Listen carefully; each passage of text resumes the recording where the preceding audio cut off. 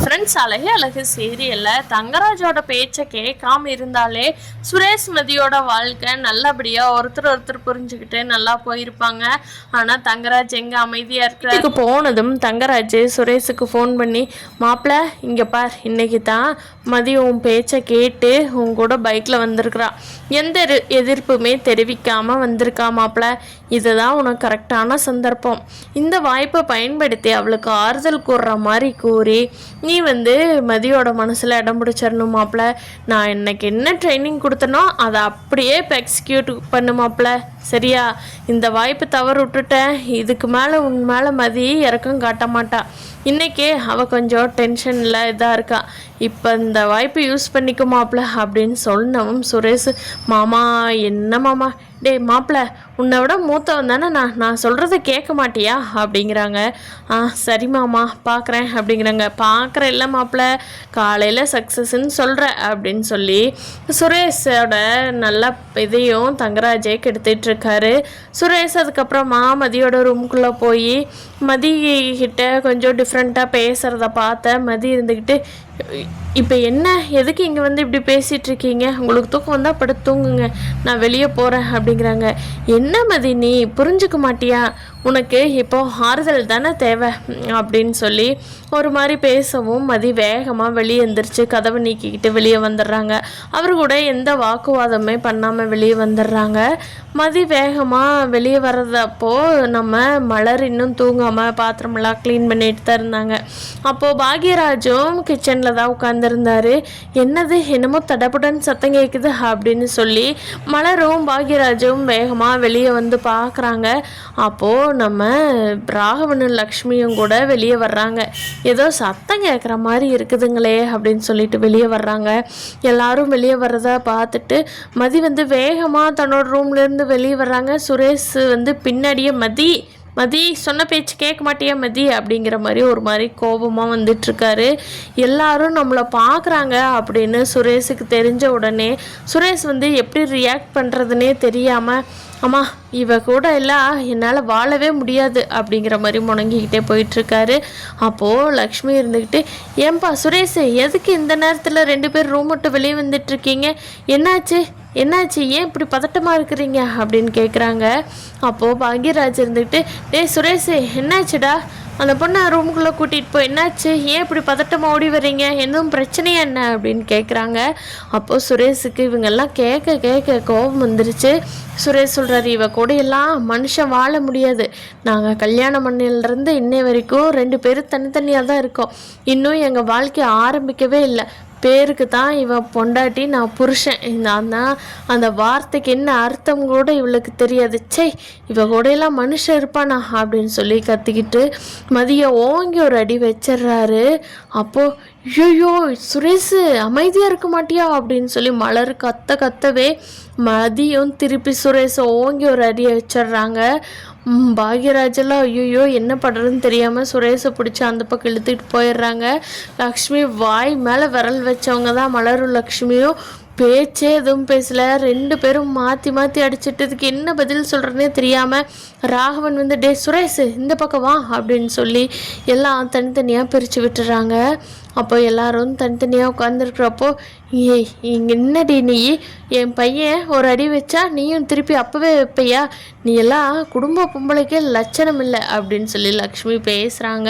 அப்போ பாக்யராஜ் எடுத்துகிட்டு, அம்மா அந்த பொண்ணை மட்டும் பேசாதீங்கம்மா, ஃபஸ்ட்டு சுரேஷ் தானே கை வச்சா, நம்ம எல்லாரும் அங்கே தானே இருந்தோம், ஃபஸ்ட்டு சுரேஷை திட்டுங்களேன், அந்த பொண்ணா ஃபஸ்ட்டு சண்டைக்கு வந்தது அப்படிங்கிறாங்க.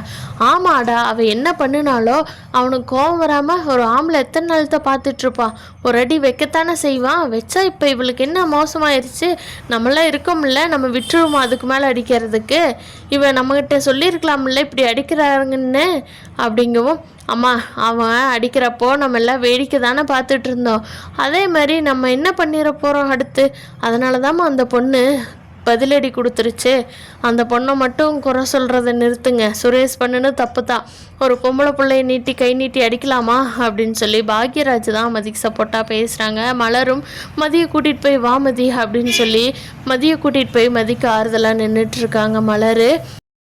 ராகவன் ஐயோ, இந்த பிரச்சனை இப்படியே இவங்களோட பிரச்சனை பெருசாகி போகுதே. இவங்களுக்கு எப்போத்தான் நம்ம பிரச்சனையை தீர்த்து வச்சு என்ன பண்ணுறதுனே தெரியல அப்படின்னு பேசிகிட்டு இருக்கும்போது பாக்யராஜ் சொல்கிறாங்க, அப்பா பேசாமல் மதியோட அம்மா அப்பாவை வர சொல்லுங்கப்பா அப்படிங்கிறாங்க. எதுக்கு? அவங்க வந்து நம்மக்கிட்ட மன்னிப்பு கேட்பாங்க, இவன் அப்படியே அமைதியாகவே இருப்பான். அவங்க நீ என் பொண்ணு தப்பு செய்ய மாட்டாங்க சம்மந்தி அப்படின்ட்டு விட்டுட்டு போயிடுவாங்க. இவ சௌரியத்துக்கு பண்ணுவான். இதுதானே திருப்பி திருப்பி நடக்க போகுது அப்படிங்கிறாங்க. அதுக்கு ராகவன், லக்ஷ்மி நீ அமைதியாரு, என்ன இருந்தாலும் அந்த பொண்ணை பெற்றவங்கள கூப்பிட்டு வச்சு தான் நம்ம இதுக்கு மேலே பேசணும். அந்த பொண்ணை மட்டும் நிற்க வச்சு கேள்வி கேட்குறதுல எந்த பிரயோஜனமும் இல்லை. இனி அடுத்து என்ன பண்ணலாம் அப்படிங்கிறத அவரை கூப்பிட்டு முடிவு பண்ணி இது ஏதோ ஒன்று பண்ணணும். இப்படியே இந்த பிரச்சனை போய்கிட்டே இருந்தால் இவங்க 2 பேர்த்துக்கு பஞ்சாயத்து பண்ணியே நம்ம மாப்பிள்ளை டயர்டாயிருவார். அவர் எத்தனை நாளைக்கு தான் நம்ம வீட்டு பஞ்சாயத்தையே பார்ப்பாரு?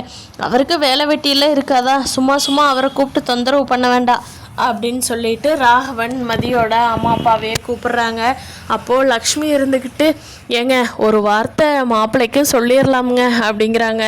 அப்போது பாக்யராஜ் சொல்கிறாங்க, அப்பா அவர் வந்து தான் பிரச்சனையை பெருசு பண்ணி விட்டுறாரோன்னு எனக்கு தோணுது. சுரேஷ் அவரோட பேச்சை கேட்டு தான் இவன் ஏதாவது குறுகட்டத்தனமாக பண்ணி வைக்கிறான். இவன் அமைதியாக இருந்தான்னாவே எந்த பிரச்சனையும் வராது அப்படிங்கிற மாதிரி பாக்யராஜ் பட்டும் படாமலும் சொல்கிறாங்க. அப்போது நம்ம லக்ஷ்மி தான் மாப்பிள்ளைக்கு சப்போர்ட் பண்ணிகிட்ருக்காங்க. ராகவன் உடனே ஃபோனை பண்ணி மதியோட அம்மா அப்பாவை வர சொல்லிடுறாங்க. அவங்களும் கிளம்பி வந்துடுறாங்க. வந்துட்டு என்ன சம்மந்தி, என்ன பிரச்சனை அப்படிங்கிறாங்க. அப்போது அங்கே நடந்தது எல்லாம் நம்ம மதி வந்து சொல்கிறாங்க அவங்க அம்மா அப்பா கிட்ட. அப்போது ராகவன் இருந்துட்டு, பார்த்தீங்களா ஒரு பொட்டை பிள்ளை எப்படி கை நீட்டி அடிச்சிருக்கான்னு அப்படிங்கிறாங்க. லக்ஷ்மி இருந்துட்டு, என்ன திமிரு, எங்கேருந்துங்க இவளை பற்றிங்க, இப்படித்தான் இவளுக்கு கை நீளுமா, இவளுக்கு என்ன ஒரு திமிர் இருந்தால் ஆம்பளையவே கையை நீட்டி அடிக்க மாட்டா அப்படிங்கிறாங்க. அப்போது லக்ஷ்மி நினச்சிக்கிட்டாங்க மதியோட அம்மா அப்பா வந்து மன்னிப்பு கேட்பாங்க அப்படின்னு சொல்லி. ஆனால் மதியோட அப்பா வந்து, ஆமாம் மதி செஞ்சது தப்புனா உங்கள் பையன் செஞ்சதும் தப்பு தானுங்க. முதல்ல அவர் தானுங்க கை வச்சார் மதி மேலே, அப்புறமா தானே மதி கை வச்சா. ஃபஸ்ட்டு யார் செஞ்சாங்களோ அவங்க மேலே தானுங்க முதல் தப்பு அப்படின்னு கேட்கவும் ராகவனுக்கு லக்ஷ்மிக்கும் அப்படியே திரும்பி பார்க்குறாங்க ஆச்சரியமா. என்னடா அது, எப்போ பார்த்தாலும் நம்மகிட்ட பயந்துக்கிட்டு மன்னிப்பு கேட்குறவங்க இன்றைக்கி சுரேஷ் பண்ணினது தானே தப்புன்னு சொல்கிறாங்களே அப்படின்னு சொல்லி லக்ஷ்மி ராகவனுக்கெல்லாம் ஒரே ஆச்சரியம். நம்ம மலர், அப்பா இன்றைக்கி தான் மதியோட அப்பா கரெக்டாக பேசுகிறாங்க. ஆமாம் இவங்க ஒரு பெரிய ஆளுங்கன்னு சொல்லி இவங்களுக்கே சப்போர்ட் பண்ணிகிட்டே இருக்கிறது எப்போ பார்த்தாலும். இப்போ தாங்கப்பா கரெக்டாக பேசுகிறீங்கன்னு மலர் நினச்சிட்ருக்காங்க. அப்போ மதியம் நம்ம அப்பாவா இது இப்படி சப்போர்ட் பண்ணுறாருன்னு நினைக்கிறாங்க. திரும்பி பார்த்த மதியோட அப்பா, ஆமாம்மா உன் மேலே தப்பு இல்லாமையே நாங்கள் கண்ணை மூடிக்கிட்டு நிறைய நாள் மாப்பிள்ளைக்கு சப்போர்ட் பண்ணியிருக்கிறோம். இனிமேல் யார் தப்போ அவங்க தான்மா வருத்தப்படணும். தப்பு இல்லாதவங்க எதுக்குமா பயந்து போகணும்? எதாக இருந்தாலும் நாங்கள் உனக்கு சப்போர்ட்டாக இருக்கிற மதி அப்படின்னு சொல்லவும் மதிக்கு அப்படியே கண்ணில் அப்படியே கண்ணீர் தேங்கி நிற்கிது. மதி இன்னைக்கு தான் ரொம்ப சந்தோஷமாக ஃபீல் பண்ணுறாங்க. இந்த சண்டையும் தாண்டி அடுத்து என்ன முடிவு பண்ண போகிறாங்க அப்படிங்கிறத நாளைக்கு எபிசோடில் பார்க்கலாம் ஃப்ரெண்ட்ஸ். இந்த வீடியோ பிடிச்சிருந்தா லைக் பண்ணிவிட்டு நம்ம சேனல் இன்னும் சப்ஸ்கிரைப் பண்ணாதவங்க சப்ஸ்கிரைப் பண்ணிக்கோங்க.